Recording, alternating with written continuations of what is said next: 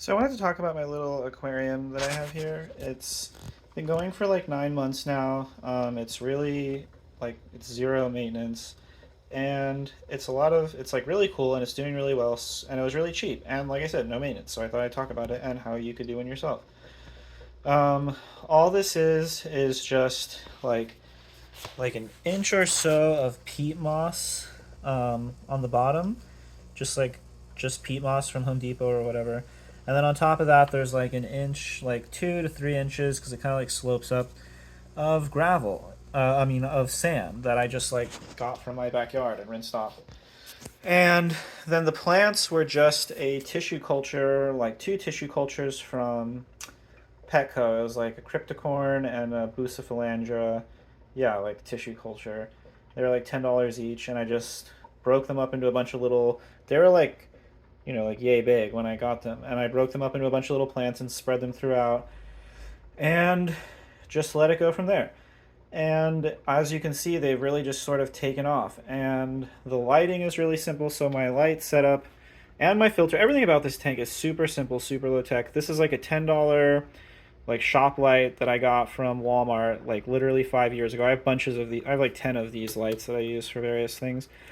Um, so just like a $10 Amazon light that I turn off and on manually, like in the morning and night. Then there's a sponge filter in this side, and a just like a water pump with like a little bit of like plastic tubing and a filter down there to set up just for like water movement in the tank.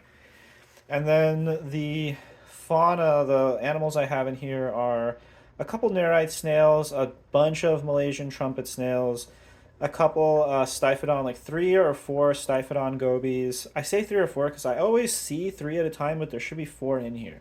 So it's like I never see the 4 as a group, and I always start to get worried that they might be dead or something. But 3 to 4 Stiphodon gobies, and then like some grass shrimp. Let's see a little grass shrimp. Very cute. Oh, this new camera is pretty sweet. Oh, so I got a new phone. It's not even that new, but I got a phone like somewhat recently, and it takes pretty sick video.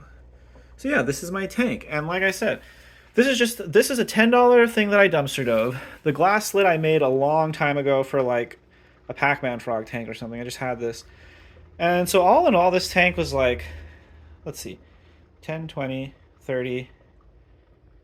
So like $40 if you include everything. Like if you had to buy this light brand new and buy the sponge filter brand new and you just like make it with stuff you got around your house. So and I guess no, I'm not going to count the aquarium because you can dumpster dive aquariums so easily, and you can get an aquarium, a 10 gallon, for like $13 at Walmart. Either way, this was a super cheap to set up tank, and it looks really good.